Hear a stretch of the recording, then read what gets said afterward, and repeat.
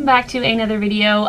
Today we're going to be taking a look at a higher end Star Wars collectible. This is one that I found on May 3rd, so the day before May 4th, so Star Wars Day.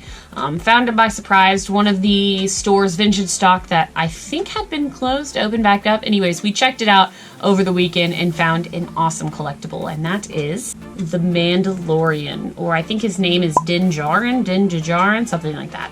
I don't know it right off the top of my head, but super cool. He is an ArtFX statue, but before we go into him, I do want to show you the box first, and then we're going to dive right in because there's a lot of detail on this guy, and he's a really, really cool collectible.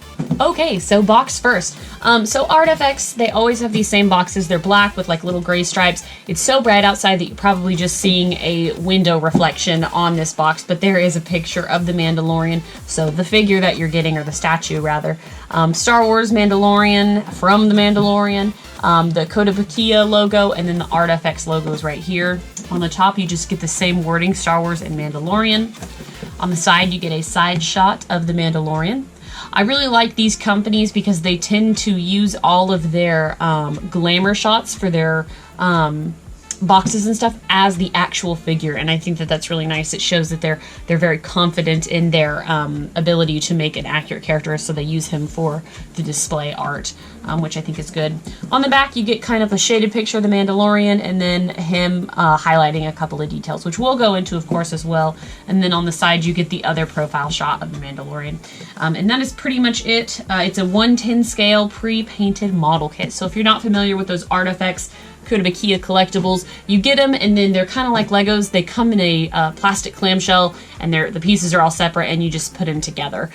So it's a little weird to me, just the way that they package them, because they're super expensive in terms of, you know, what they are and how much you pay compared to other titles that they do. Star Wars just has a huge markup in this field, and it's annoying.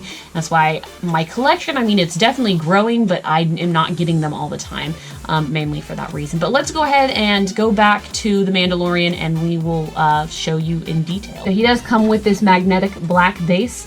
All of the Star Wars Kotobukiya or ArtFX figures come with a black base, unless there's some sort of special edition and they come with a themed base. I have a Darth Vader one, and he comes with some of the carbonate chamber grating, floor grate, I don't know. But yeah, so he does come with this, and when you're displaying them all real close together, you can usually even get away with putting some, I'm sorry, was that even in the camera? You can even get away with putting some of these in storage because they're just so large, and you can fit several characters on one base. So we'll see when I get them into the shelf. But it is nice that it is a magnetic base because there are magnets on the bottom, or the tops of his feet. One complaint I have is that these figures tend to tip over if you push them too hard, and so if they had had magnets in the bottoms, that almost would have helped as well. But overall, this is just what is considered a model kit. So he comes with his torso comes off, each arm and leg is individual, or each arm is individual, the legs are a pair, the torso, the head, and then you get the accessories. So they're very, very nice. Hopefully you can get a good look at him just by me showing you, but there's a lot of detail. I'm pretty sure that they're going to come out with another Mandalorian with all of his Beskar armor, and I'm going to feel like I need to get that one as well. But this was, you know, this version of the Mandalorian was only seen for a couple episodes, and then he had his Beskar armor, so I feel like this one is going to be, you know, I don't know if it's going to be any rarer than the other one, or they're going to stop eventually manufacturing this, because this is obviously his first look outfit, and it changes. I knew they'd do something like that, but overall he looks really, really good. You can see the bumps and dings in his like thigh plates here. You can see kind of the normal Mandalorian like shin guard knee thing. He's got a little bitty pouch right here. He's got some extra rounds of something along his shin right there. His holster for his handgun is right here, which looks really good. And his belt is really detailed. You can tell he's got a couple things stored here. You can clearly make out the belt buckle. He's got another pouch, and then it looks like maybe some thermal detonators on the side, which look really, really cool. On this side, hopefully you can see it, hopefully it's not too shadowed, but this is something I noticed, and it is my favorite part of this figure. Right here is the tracking fob, I think they called it, the tracking fob for Baby Yoda, or the child, that he shoved into his belt. I just knocked something on the bottom of my shelf off.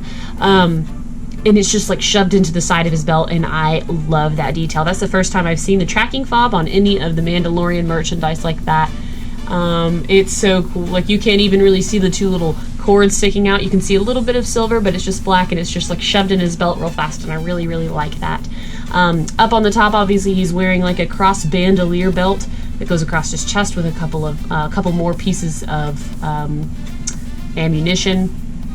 He's got his chest plate, which is like maroon and kind of scuffed up. He's got pieces of Scarif Trooper armor, which I've always really, really, really liked that tie-in. And then on the other side, he's got the hand.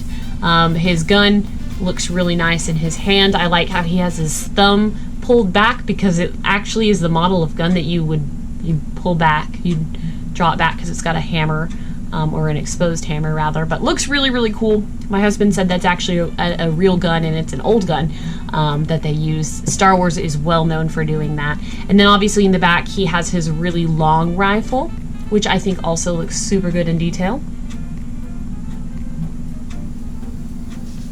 Now this rifle actually has a spot right here on his cape that plugs in so that it doesn't like swing loose of his cape, and then this strap right here wraps around his shoulder and clips into his like sash belt, which is really cool. So it actually clicks on in two ways and kind of shows how maybe he would hold on to it with this little clip that attaches right here for his long gun. The cape sticks out just a little bit. I like it because it gives it some motion to the figure. And then on the bottom, it even has some detail, some like ragged detail, because this is probably dragging on the floor or the ground a lot. So it's a little bit rough. Hopefully you can make that detailing out. The only thing that articulates, because like I said, or if I haven't said, now I'm saying it, these Kotobukiya statues, they don't articulate, except sometimes they have exceptions, like this one. The neck, the lower neck and upper neck articulate. So you can kind of put the Mandalorian in any kind of facial pose you want. I mean, they come pre-posed, which some people, my husband really, really likes with his Dragon Ball Z figures, so he doesn't have to worry about, you know, posing them correctly. Poses are really important though for Dragon Ball Z, because it's like stances for fighting. Star Wars is maybe a little bit less important, but sometimes people really like pre-posed figures because it gets them in just like that perfect stance, and you don't have to do anything, and they never mess up. I'm kind of like that when I come to my figures. Once I have them in like a really nice pose, I don't like to move them. Like I actually have the Black Series Mandalorian in a good pose, and I don't want to move him, and I didn't even move him so that I could display him or show him with the child or holding the child, because I reviewed that recently. But as you can tell, there's kind of a height difference. Obviously this one's bent a little bit, but I mean they're still pretty close in size. Obviously the detail is quite different, but the Black Series does good, I'm gonna tell you. I'm just looking at the differences just because they were really nearby, but yeah, kind of similar. Very cool though. But yeah, he's pre-posed, which I think is really cool. But anyways, guys, that is the Mandalorian Kotobukiya figure. So what do you think? Let me know in the comments below. Me personally, it doesn't quench my thirst because for this character, because now I want a version with his Beskar armor, or a version where he's holding Baby Yoda, or a version of him on a blurg. Yes, so I mean, I'm a sucker for this kind of thing.